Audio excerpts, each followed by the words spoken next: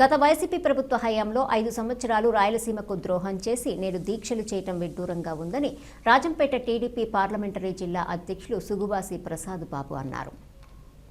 గత ప్రభుత్వ హయాంలో రాయలసీమ రైతులకు ఎలాంటి ప్రయోజనం చేకూర్చారో రాష్ట్ర ప్రజలకు తెలియజేసి తరువాత పోతిరెడ్డిపాడు వద్ద వైసీపీ నాయకులు దీక్ష చేయాలని డిమాండ్ చేశారు.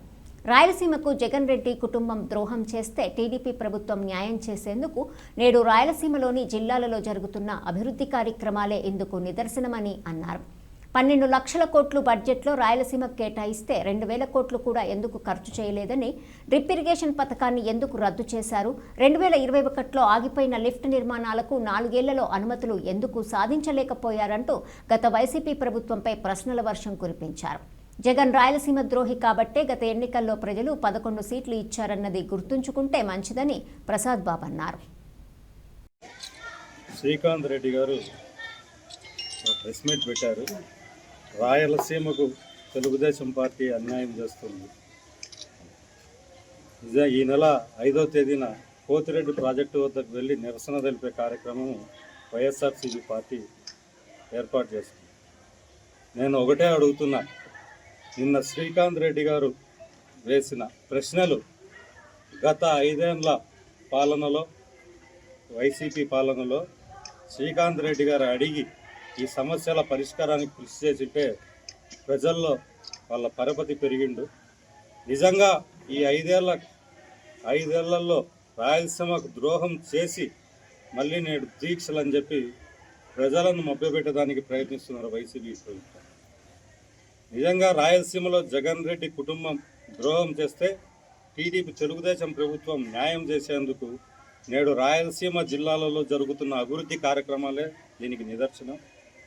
వైసీపీ 5 ఏళ్ల పాలనలో రాయలసీమకు ఏం చేశారో వివరించి రాయలసీమ రైతులకు ఎలాంటి ప్రయోజనం చేకూర్చాలో తెలియజేసి అప్పుడు నిజంగా పోతిరెడ్డిపాడు వద్దకు వెళ్ళి వైసీపీ నాయకులు దీక్ష చేస్తే బాగుంటుంది.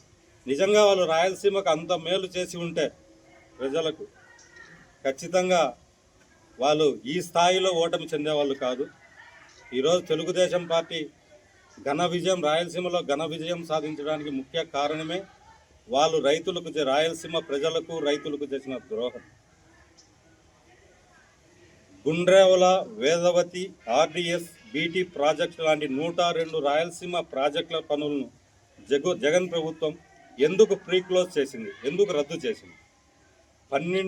గత 5 సంవత్సరాల్లో 12 లక్షల కోట్ల మన బడ్జెట్లో రాయలసీమ కోసం 2,000 కోట్లు కూడా మీరు ఖర్చు చేయాలి. రాయలసీమ రైతులకు ఉపయోగకరంగా ఉండే డ్రిప్ ఇరిగేషన్ను కూడా మీరు రద్దు చేశారు. ఈరోజు తెలుగుదేశం ప్రభుత్వంలో 100 కోట్లతో డ్రిప్ ఇరిగేషన్ను మళ్ళీ పునరుద్ధరించి రైతులకు ఎంతో మేలు చేస్తున్నారు.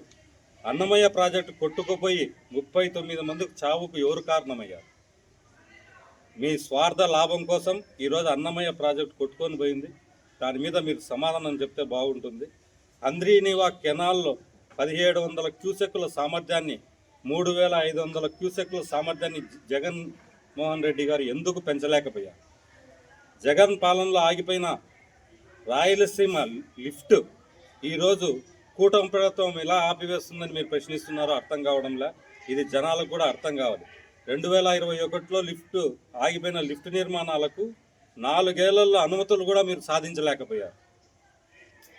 అనేక మార్లు జగన్ సీఎం హోదాలో ప్రధానమంత్రి గారిని కలిశారు, కానీ ఏ రోజు ఈ అనుమతులకు ప్రయత్నము చేయలేదు, అనుమతులు సాధించలేదు. రాయలసీమ లిఫ్ట్పై ఎన్టీటీ స్టే విధిస్తే జగన్ 4 ఏళ్లలో కౌంటర్ అఫిడవిట్ కూడా వేయలేదు. తన గురువు కేసీఆర్తో రాయలసీమ లిఫ్టును ఎందుకు ఒప్పించలేకపోయారో ఈరోజు శ్రీకాంత్ రెడ్డి గారు సమాధానం చెప్పాలి. ప్రాంతీయ విద్వేషాలు రెచ్చగొట్టి రాజకీయ లబ్ధి పొందడానికి కుట్ర చేసింది నిజం కాదా? ప్రాజెక్టు ముసుగులో కమిషన్లు దండుకోవడం, ప్రాంతీయ చిచ్చు పెట్టి తమ దోపిడీ పాలనా వైఫల్యాల నుండి ప్రజల దృష్టిని మరలించేదానికి కేసీఆర్ జగన్ కలిసి ఈరోజు రాయలసీమకు అన్యాయం చేసింది వాస్తవం కాదా? మచ్చుమర్రి ప్రాజెక్ట్ మొదటి దశ 13 పంపులను 2017లో చంద్రబాబు గారు జాతికి అంకితం చేస్తే వివాదాలు లేకుండా రోజుకు 3 టీఎంసీలు నీరు తోడుకునే సదుపాయం ఉన్న మచ్చుమర్రిని పోతిరెడ్డిపాడుకు లింక్ చేసి నిర్మాణం పనులు చేసి ఉంటే నిజంగా సీమకు లబ్ధి జరిగి ఉండేది. ఎన్టీటీ కూడా స్టే విధించేది కాదు. కానీ జగన్ రెడ్డి ఎందుకు ఈ పనులు చేయలేదు? మచ్చుమర్రి మల్టీపర్పస్ ప్రాజెక్టును ఇది హంద్రీ నీవాతో పాటు బనకచర్ల ద్వారా గాలేరు, నగరి, కేసీ కెనాల్, తెలుగు గంగకు అనుసంధానించబడినది. 798 అడుగుల నుండి శ్రీశైలం రిజర్వాయర్లోని సంగమేశ్వరం ప్రాంతం నుండి నీరు తీసుకునే సదుపాయం ఉంది. కానీ ఎందుకు జగన్ చేయలేదు?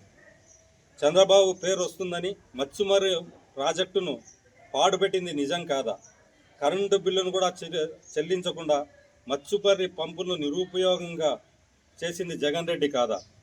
కుంగిపోయిన అలగనూరు రిజర్వాయర్ పనులకు 36 కోట్లు ఎందుకు కేటాయించలేదు? పంచ్పూల్లో శ్రీశైలం ప్రధాన డ్యాం ప్రమాదం ఏర్పడితే దానికి నిధులు కూడా ఇవ్వకుండా జగన్మోహన్ రెడ్డి రాయలసీమకు తీవ్ర ద్రోహం చేశారు.